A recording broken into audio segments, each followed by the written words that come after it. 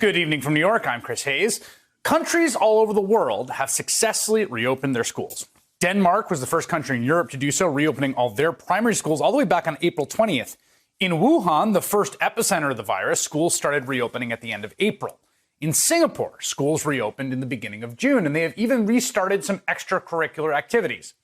Now, of course, hasn't all gone smoothly everywhere. Reopening's hard. There have been plenty of places where the virus flared up and they had to close schools again. But these countries who've struggled with the coronavirus prove it is possible. And we all desperately need American schools to reopen. Pediatricians, parents, educators, basically anyone who deals with kids, they all agree it should be a priority at every level of government and for all of American society to get full-time in-person school open again in the fall. But right now, that is looking unlikely because we have the worst coronavirus response in the world. That has not stopped the president.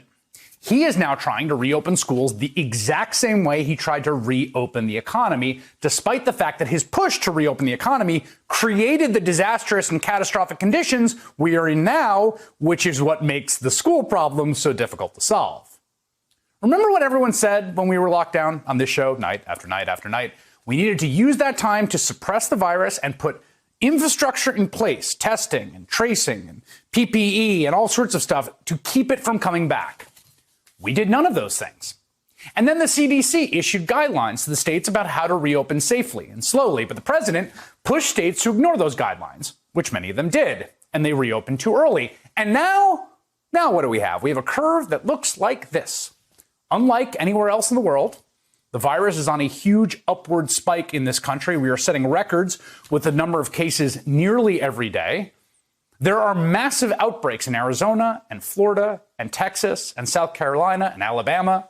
New cases are increasing in 38 U.S. states and territories. We've already seen more cases and more deaths than anywhere else in the world. All the while, the president has been focused on one thing, his reelection.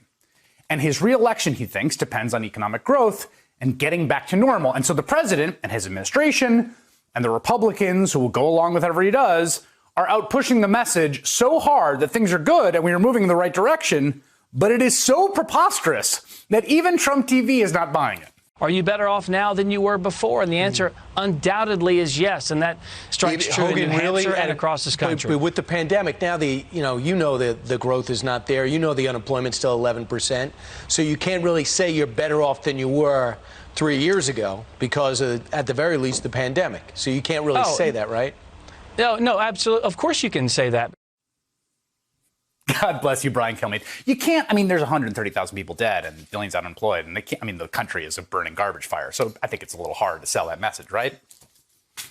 Instead of dealing with the virus and the public health crisis, the president pushed everyone to reopen to get the economy restarted, right? So that the jobs could come back and he could get his growth and he could be reelected. And now here we are. And he is doing the same thing with schools right now.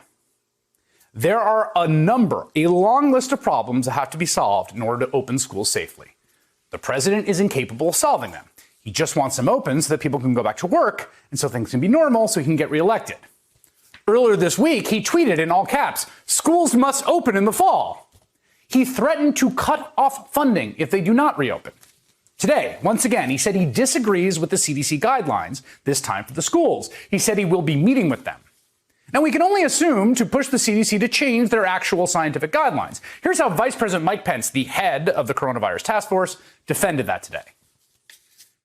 I think what you will see in the coming days, what you heard from Dr. Redfield yesterday at the summit and again today, is very consistent with the president's objective and the concerns that he's raised. We don't want the guidance from CDC to be a reason why schools don't open.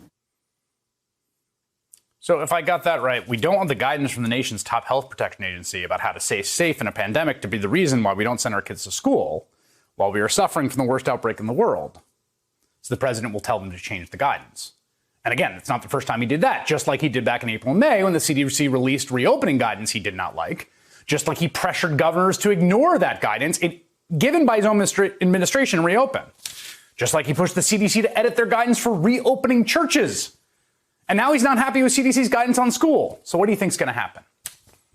Look, the last person in the world you can trust right now with the safety of your kids is Donald Trump. Not only because he's willing to change or ignore scientific guidelines about how to keep Americans safe, or because he's threatening to cut off funds for schools when what they need is a massive amount of money to afford all the changes needed to make it safe to bring back students, but also because the best laid plans are not going to survive first contact with an outbreak. This is the fundamental problem for everything right now, from elementary school to the NBA.